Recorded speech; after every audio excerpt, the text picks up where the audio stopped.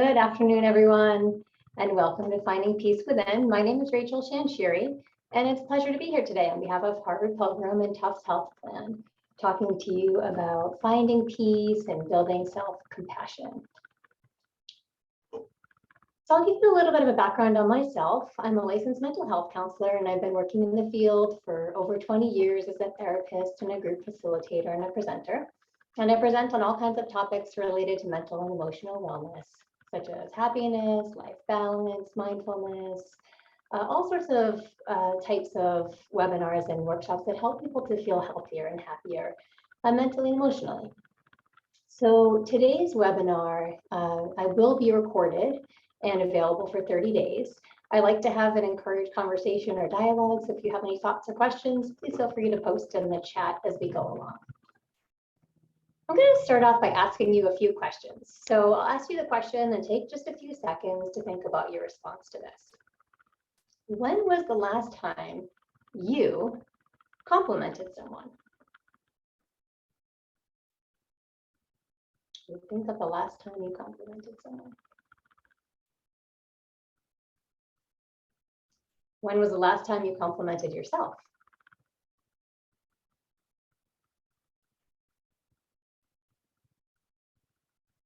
When was the last time you listened to someone?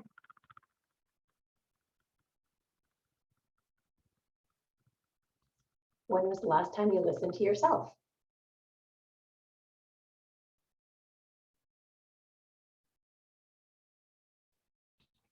When was the last time you thanked someone?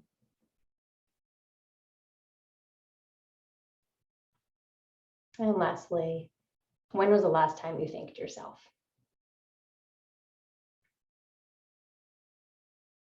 So if you are feeling like it's a lot easier for you to come up with scenarios when you did these things for other people than doing them for yourself, you are not alone.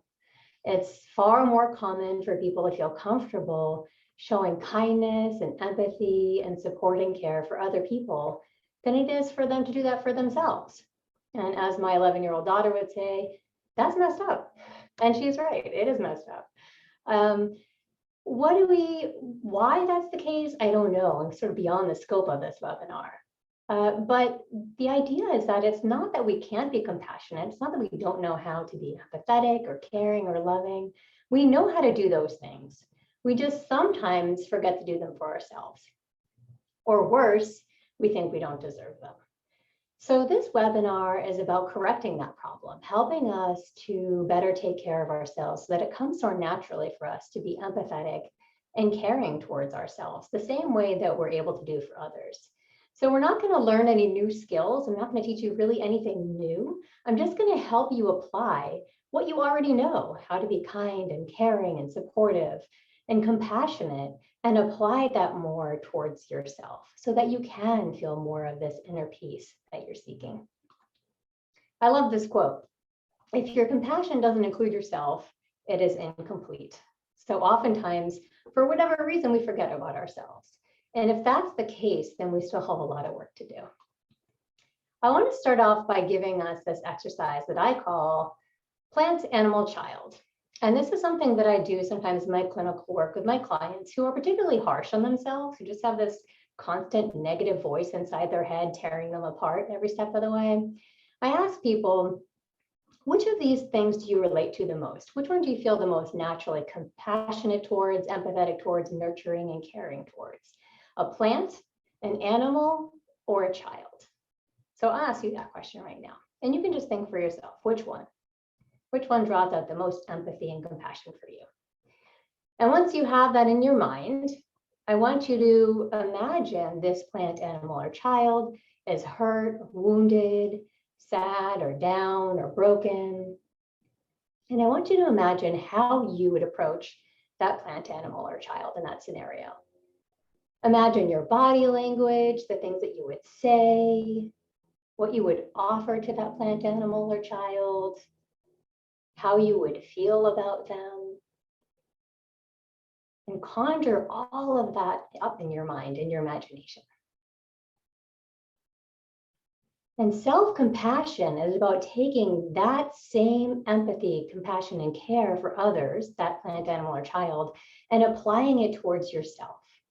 So when you start to find yourself feeling harsh or overly critical, that voice in your head is just working against you, ask yourself to give you what you would give someone else, the plant, animal, or child, when they were in need. And to respond to yourself, to listen to yourself, and to care and nurture yourself in the same way that you would for these plants, animals, or children. So this is a great little exercise that you can use wherever you are, whenever this comes up for you, if you tend to be somebody who also has that struggle with a self-critical voice. I know we've all been there before. I'd like to present a scenario, and this scenario it highlights some of the thinking challenges that get in our way of being self-compassionate. There are many, but I'm going to highlight just a few of them today. So here's the scenario. Imagine your friend has been studying for an exam for months. This exam is super important to her because it's really important for her career advancement. She's put a lot into it. She takes the exam, she texts you, she failed the exam. She's super disappointed, she's crushed. Think about how you might respond to that friend. And I'm going to ask you, would you respond? How would you respond? In which one of these ways? So I have a multiple choice for you here. Response A. Most people who take that test pass on the first time. How about this one? You must be stupid. Hopefully it's not that one. Hopefully it's not either of these. Or might you say to your friend, haven't you failed other things in your life before? And start listing all of her failures for her so that she remembers all the other times when she's failed. Would you say these things to your friend? Or option D, none of the above. I would only say these things to myself. Usually people will say option D, right? That's not the way you respond to somebody else you care about. But absolutely people say these things to themselves all the time. When we experience setbacks, challenges, or failures, these types of thinking are prevalent. So if you experience that, you're not alone. Let's talk about the themes that we see in this type of thinking. Each one of these responses, A, B, and C, represents a type of thinking that we want to learn to undo and correct to become more self-compassionate. The first one, most people who take this test pass on the first time. This is comparison. Our tendency to compare ourselves to other people is so detrimental to our experience of self-care and self-compassion. But there's something really compelling that keeps drawing us back to do this. This is the idea of focusing on what you don't have that others have, the qualities that other people have, the attributes, the achievements, the material items, the life, the experiences that they've had that you don't have. The idea is that you're focusing on your deficit and the great fortune of other people around you. So there's a difference between being inspired by people and comparing yourself to other people. So sometimes people say, well, I compare myself to other people, but it actually motivates me. Well, I think about that as inspiration. So when you look at someone who's doing something that you admire, and you really would like to be able to do something like that as well, or they have a quality or an attribute about them, maybe it's just a vibe that they carry that you admire, that you would also like to be able to have, and you feel inspired by them, that's motivated by love and admiration, the love of something that you see, and that drives you to want to be able to accomplish that. On the contrary, comparison, when we just compare ourselves to other people, we're simply looking at has or doesn't have. She or he has this, I don't. They have that, I wish I had it, I don't. This simple act of comparison is looking at your deficits and where you are falling short and other people are rising. So very different feelings when you're comparing yourself to someone. That's driven by feelings of insecurity and jealousy. And so that's what this creates. This constant comparison creates feelings of insecurity and jealousy. Or sometimes if you compare yourself to people who you see as not as successful or happy as you, then you can create this sort of superiority complex. But that's not nearly as common as creating a sense of insecurity by comparing yourself to other people. It is a huge self-compassion killer. So that's our first mistake, and let's learn to undo that one. Let's nip that one in the bud. How do we do that? Well, I like to replace comparison with acceptance. So most people know the serenity prayer.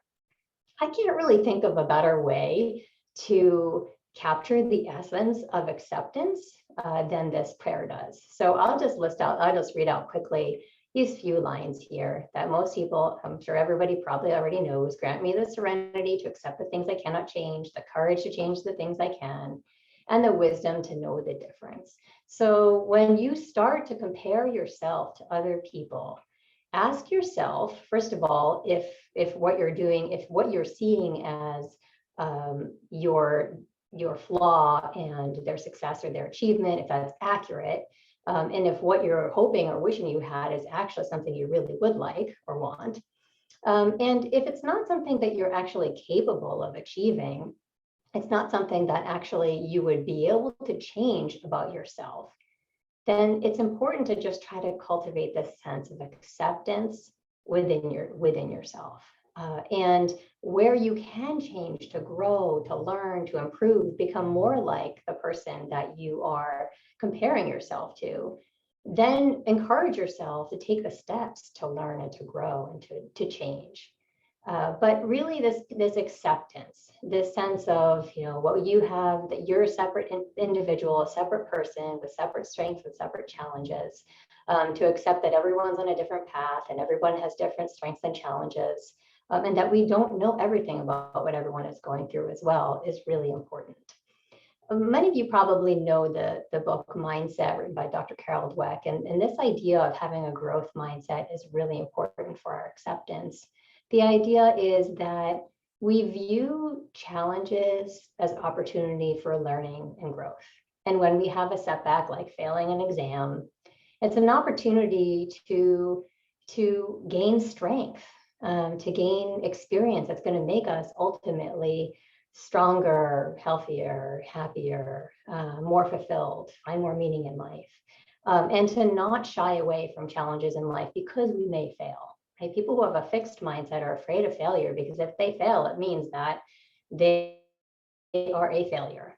People who have a growth mindset aren't afraid of failing because they recognize that it's part of the process, part of the journey of life. And when we have setbacks or failures, that we're capable of progressing through them and growing and getting to a better place. A really great visual for this concept of acceptance and embracing ourselves with all of our flaws and strengths and challenges is this Japanese art of kintsugi. And this bowl here, this pottery bowl that has these beautiful gold cracks. What it is, it's a broken piece of pottery that is infused with a gold or platinum or silver that fuses together the pieces of the pottery that are broken. And it highlights and accentuates the pieces of the pottery where they're broken, rather than trying to hide or cover up where it's broken. So if I broke a cup or a mug, I might try to super glue the pieces, push them together super tight and super glue it so that you can't see that there was any crack there before and pretend like it had never happened. This is the opposite of that. This is the idea that our challenges, our setbacks, our mistakes are part of who we are and an important part of who we are, that they make us richer, stronger, have more meaningful and fulfilled lives, and that they're not something to be ashamed of or to hide, but to celebrate and to accept. So if you're a visual person, you might really enjoy this visual. I know I do. Oversimplification. This is another self-compassion killer. We oversimplify all the time. The statement, "You must be stupid," is oversimplification. Our brains love to simplify. We synthesize information and we weave it together in a very simple, concrete way that makes sense to us. So oftentimes we revert to this sort of toddlerish thinking about ourselves. We can think in a much broader way than that. Our brains allow us to, as adults, we have this capacity to think in very full and meaningful ways, to recognize all the nuances of every situation. But when it tends to come to ourselves and our feelings of self-worth, we often think in terms of opposites. I'm either a failure or a success. I'm lovable or I'm a reject. I'm doing well or I'm doing poorly. So this is something I often hear from my clients, is this idea around, or hang up around, doing well and what that means. And so they often say to me, well, I thought I was doing so well, but then, I had this big setback. And so I guess I'm not doing as well as I thought I was doing. And so part of the challenge for me is helping people to understand that we can be doing well and we can have setbacks and challenges. We can be a really good person and we can make mistakes. We can have all sorts of conflicting thoughts and feelings within us. And so failing an exam doesn't mean that we're stupid. It can mean all sorts of things.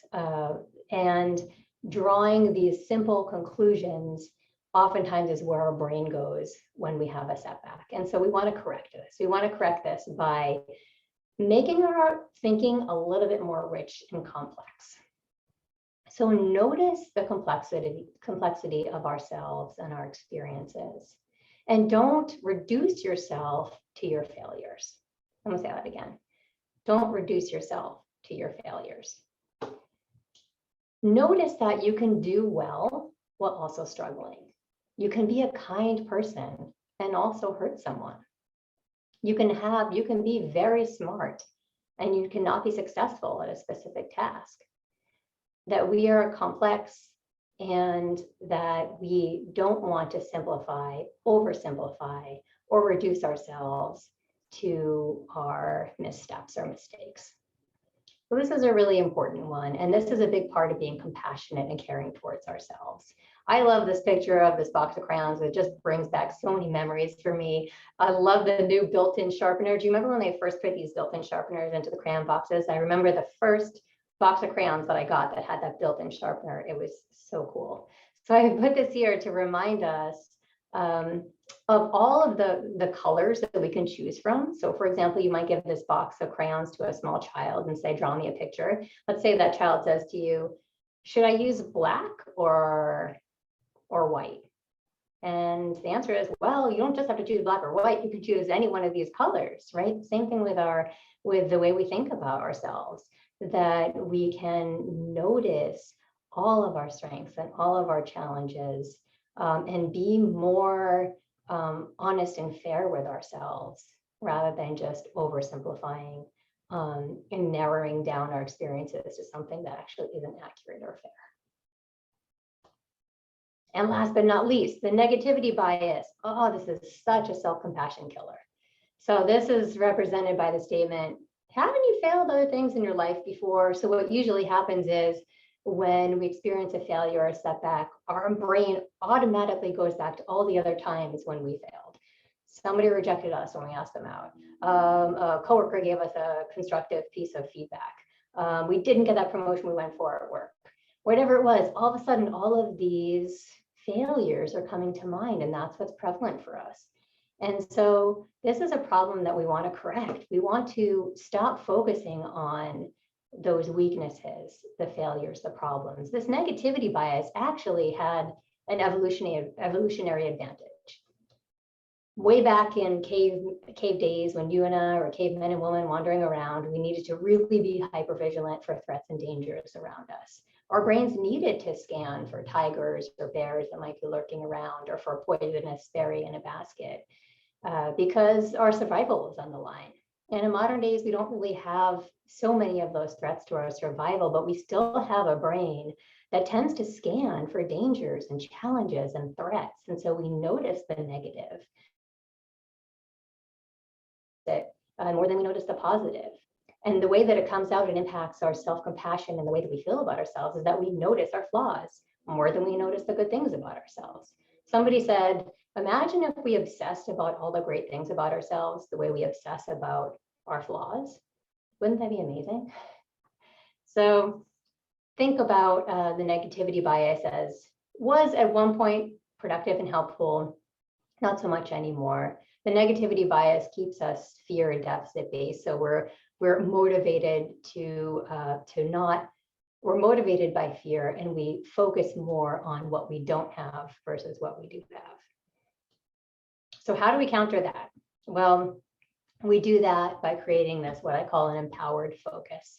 And I like this quote because we're constantly beating ourselves up it really doesn't feel great. So this quote says, be nice to yourself. It's hard to be happy when someone is mean to you all the time, right? So instead of constantly noticing the bad in yourself, recognize that we can choose our focus. We can't always choose every thought that comes to us. Sometimes you just have thoughts that come and go, and that's going to happen.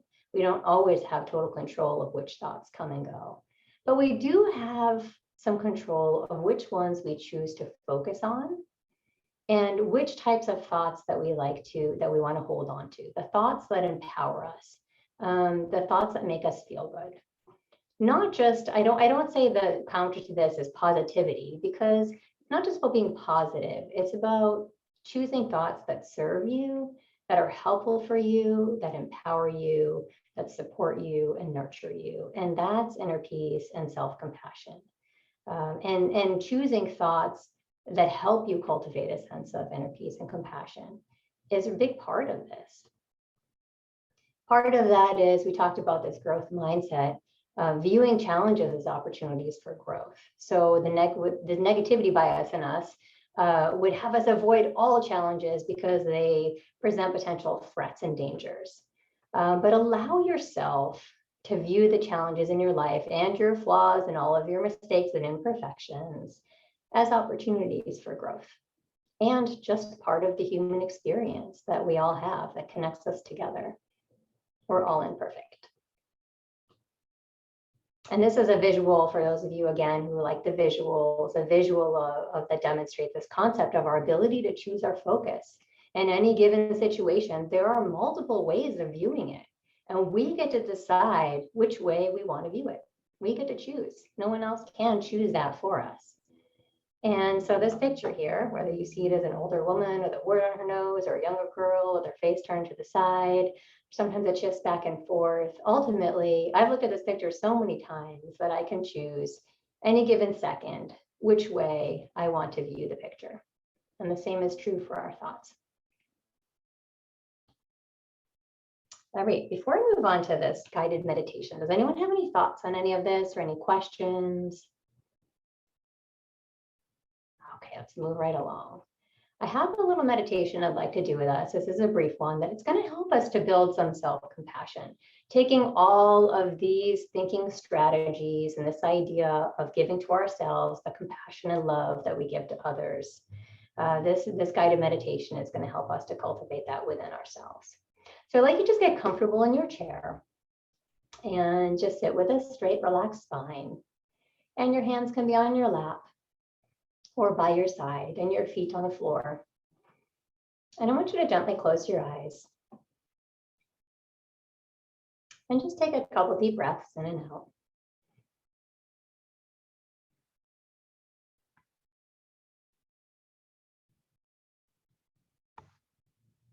And I want you to think of someone you care deeply about. And call to your mind the image of that person.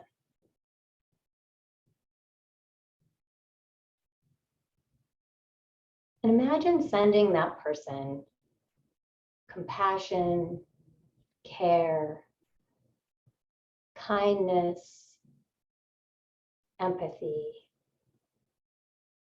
and love.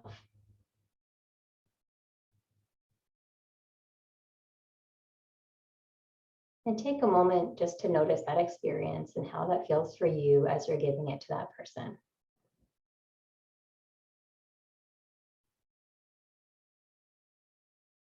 And then I want you to imagine taking all of those qualities, all that compassion, that kindness, that love, that gentleness, and sending it to yourself. Wrap yourself with that empathy, that nurturance. And notice how that feels.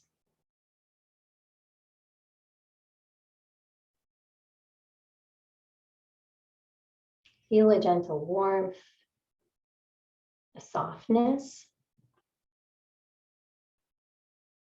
and lightness that it creates in your body.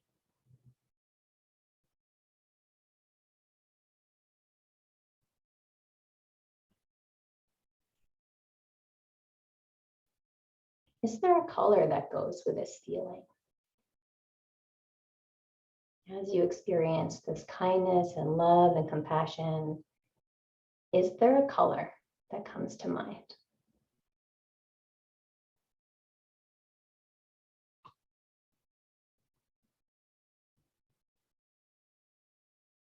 Now imagine carrying that kindness towards yourself throughout the day. And just take a moment to notice how it would feel to go through your typical day at work, at home, with your friends, wherever you might be. Feeling loved, appreciated, and cared for by yourself.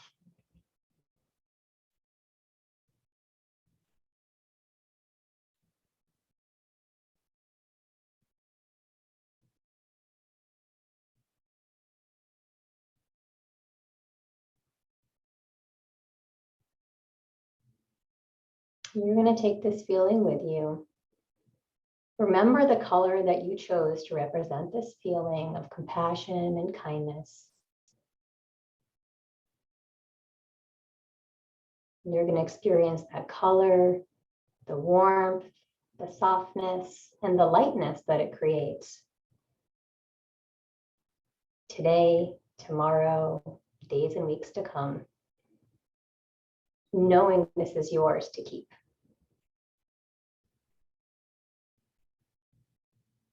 And when you're ready, you can open your eyes and join us back on this webinar. Any thoughts or feelings about that meditation? Did it work for you? Did it not? Was it easy to do? Was it difficult? And I'm curious also what colors people chose. Did you have a color that you associated with self-compassion?